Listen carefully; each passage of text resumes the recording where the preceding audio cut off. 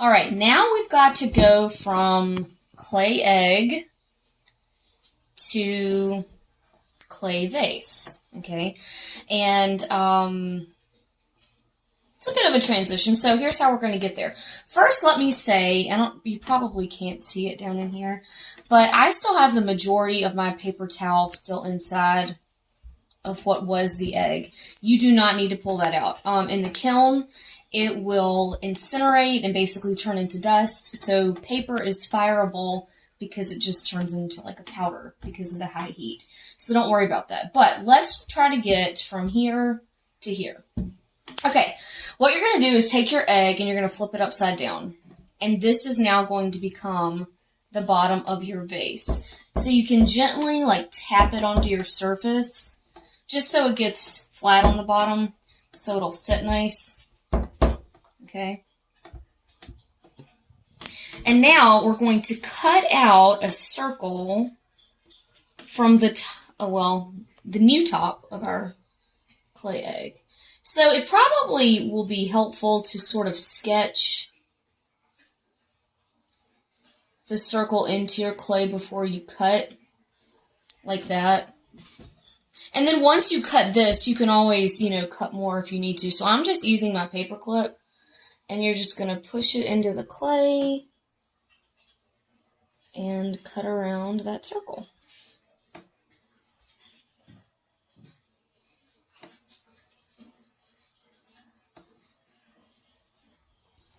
Now, to lift it out, you might need to take your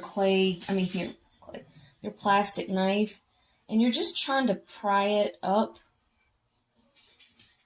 And this will be a little tricky because your clay is like sticking to your paper towel, but that's roughly the idea. Now, when you look inside here, that first initial cut isn't going to be nice and neat, so you might have to go back and make a few additional trims or cuts. This paper clip is really short, and so I'm having a hard time.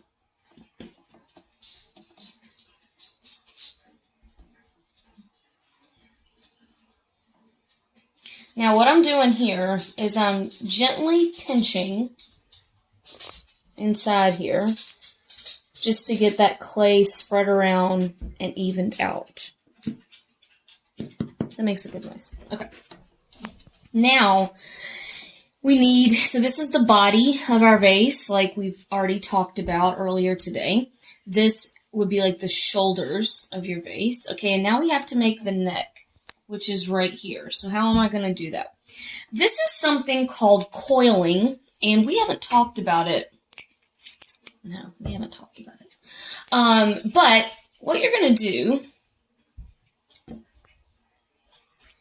is roll out a piece of clay into like a clay snake, kind of. And you don't want to go any thinner than that. That's very important. And what you're going to do is you're going to coil this around the opening that you just made. Now, mine doesn't quite reach right there, but I have some extra clay here. This does not necessarily need to be one continuous thing, because if you look right here, all those coils are going to get smoothed out anyway, so it really doesn't matter. But it's a nice technique for creating height on something without making it too thick, because that's always the biggest concern. So we're going to pause the video here for just a couple minutes. I'm going to add maybe 3 or 4 more coils. You can use some of your wedged clay for this. If you have wedged clay left, you probably do. Just add some water to it, get it nice and soft, because for coiling you want really soft clay. And I'm going to add, like I said, 3 or 4 more coils, and I'll show you that when it's finished. Back sooner than expected because I decided I wanted to show you something. So you'll notice, even if you just add coil on top of coil so that it's symmetrical, you're still going to have your neck is going to be more narrow than your body, which is the goal. But you can even control that further, and I wanted to show that to you in case anyone feels like doing this. Remember just not to go too thin on your coils, because that can create a problem later. I'm going to put this next coil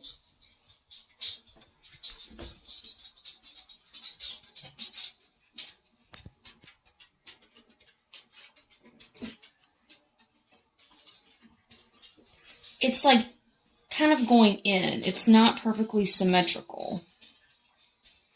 So I made it a little like shorter, and then I'm going to do this one the same way, even shorter.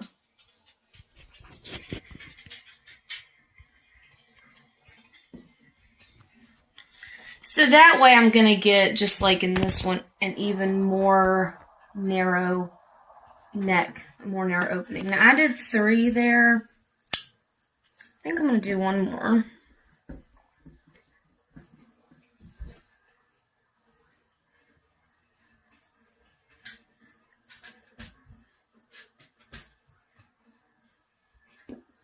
I probably pinched that one too early.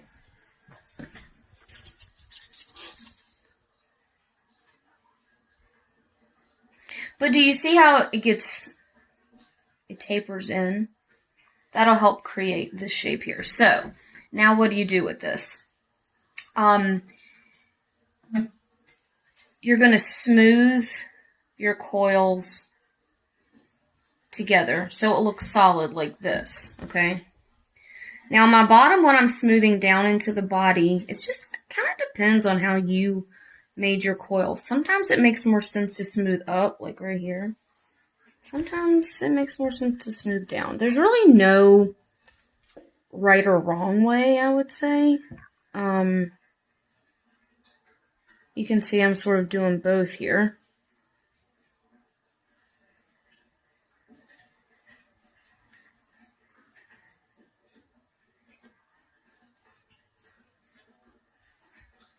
And this is why it's important to make your coils not too thin, because when you're smoothing them down, you're actually thinning out those walls. And if you start with coils that are already too thin, you're going to have a problem. It's going to be really hard to get that fixed. And you'll notice, probably, I mean, I'm just guessing, like I can tell I have a lot of like extra clay now, so I'm just kind of pulling it off. Remember when you do that though, ball it back up, add some water to it, because that can definitely be usable clay. I just keep it nice and plastic. Oh, I got distracted and didn't finish this.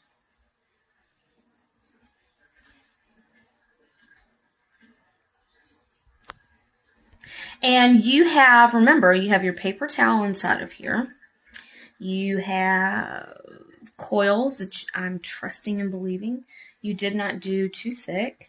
So it's easy and it's okay and it's not going to hurt anything. Oh, to sort of, like, not go crazy rough in handling it. But, you know, it can take some pressure. It can take some shaping. It can take some, you know, it can take some heat.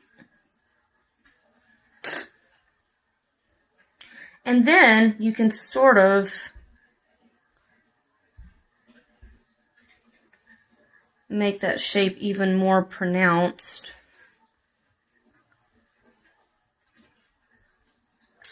As you go.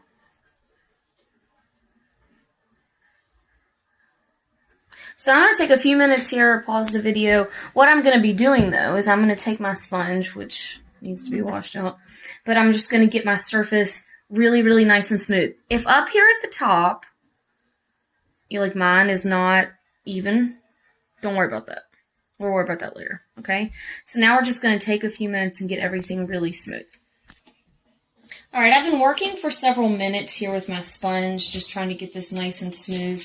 But obviously, we have more to add. So we're going to be adding the lip here in a few minutes. But it's just a good idea to sort of get some of the big stuff smoothed out as you go. I just think it makes you feel better about your project. Because honestly, if you didn't do any of this till the end, that would be okay. But it kind of helps, I think, when you start to see your project like, oh, yeah, no, I see it, you know. So I just think it's a good idea to do. Plus, you are adding some water into your clay, which is good because, again, remember, you have paper towel in there, and its job is to absorb water. So your project will be fine, but it's just a good idea to add water into it. All right. Yours will probably look a lot less lumpy than mine, but that's okay. All right, so remember up here, this is uneven. Like this side is low, this side is high. Couple things you could do here. I'm going to add, I hope I have enough here, another coil. Couldn't think of the word. I'm going to add another coil. Okay, and don't overthink this, guys. It's a coil. Okay.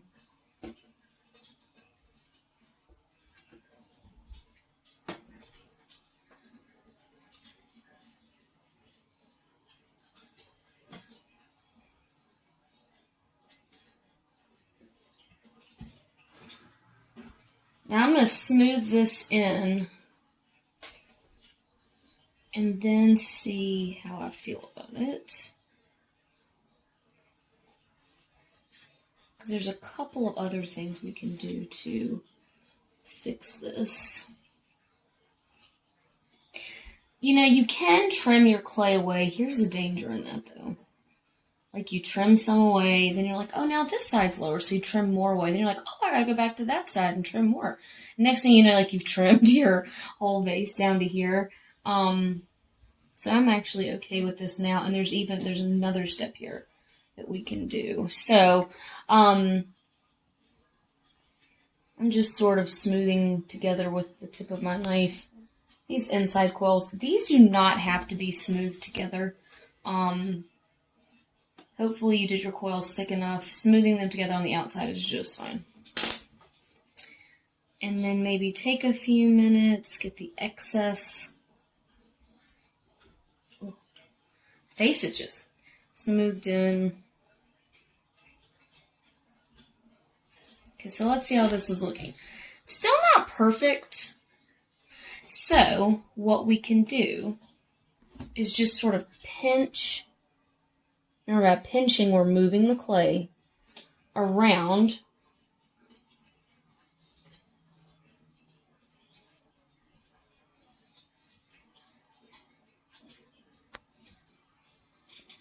until it looks pretty even. Ooh, until it falls apart. So if that ever happens to you, look, your clay is plastic, it's soft, it's fixable. Happens to the best of us. I'm not the best of us, you know. All right, and again, you know, you can sort of elongate this a little bit if you need to, probably, because you have your coils are thick enough, you have paper towel in there. You can do that. And you see we're starting to get closer to what you see here. And now it's time for us to add on this little bit of a flare here to the top of our vase, also called the lip. So now we have the body, the shoulders, neck, and we're going to add the lip, and of course this will become the mouth, which is the opening of the vase. So I'm going to get that ready to show you, and then I'll be back.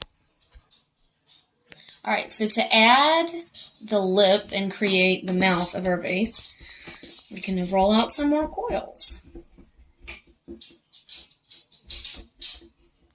And coiling, when you're in ceramics, is something you will use from now on. Okay.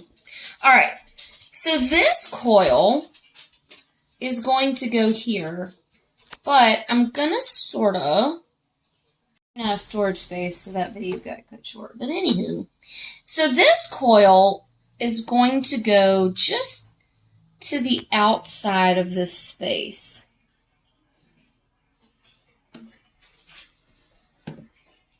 And I hope my producer / husband is usually good about showing this. So you can see how it sort of sticks out over top of where that opening was before. And I'm going to do two like that. And this coil is going to the outside of that one. So it's kind of how we flared this in here. We're going to come back out. Now this is important. When you go to smooth these together, always like support inside here so you don't poke all the way through. And you're just going to blend down.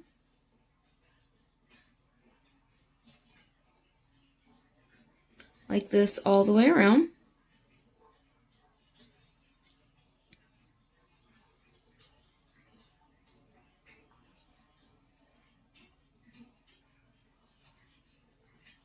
And this kind of feels like it needs some water. So again, if you just have a bowl of water at home, just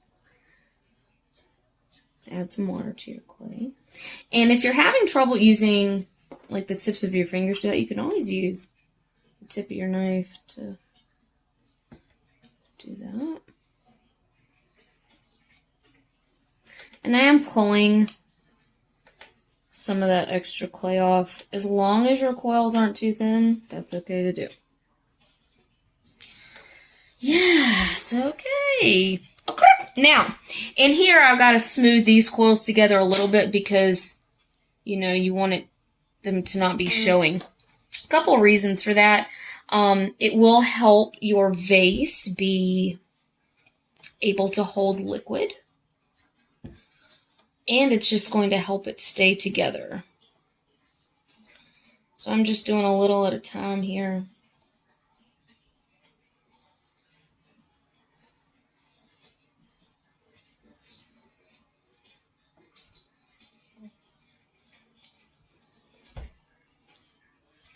And I'm going to try to smooth. Yeah.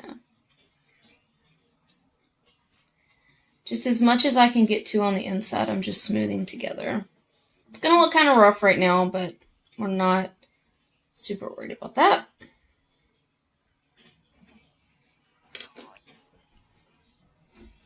Alright, and so what I'm going to do now is just going to take my sponge and some water and try to get this as smooth as possible. So I've been smoothing this for a few minutes. It definitely needs more smoothing and more work. So I'm going to continue to work on that. But this is all we're going to do for today. You just want to get it really nice and smooth before you wrap it up. You do need to wrap this up. If you've got 2 plastic bags, use them. If you only have one, you know, make sure it's just wrapped up really, really good. Because you'll notice on this one, I've added some designs. And if you don't realize what these designs are from, this is from our lesson we did way back in October about Greek pottery. And we came up with a design. And you came up with a design. So we're going to be incorporating that finally into clay. So we'll talk more about that next class. But for today, you just want to get this as smooth as you can, so take lots of time. Yeah, make sure you get everything nice and smooth as possible. You're going to upload an image of this to this assignment, and I will show you guys how to do that or remind you about how to do it in Canvas. It's going to make it easier than doing the online portfolio things. We'll try this and see how it works. In the next class, we're going to talk about how to begin adding designs into this. So just make sure you wrap this up really, really, really, really, really good. A couple plastic bags, if you have them, make sure no air can get to it. You can store this. You should be able to store this in your tote, and then we will do more stuff on it next time.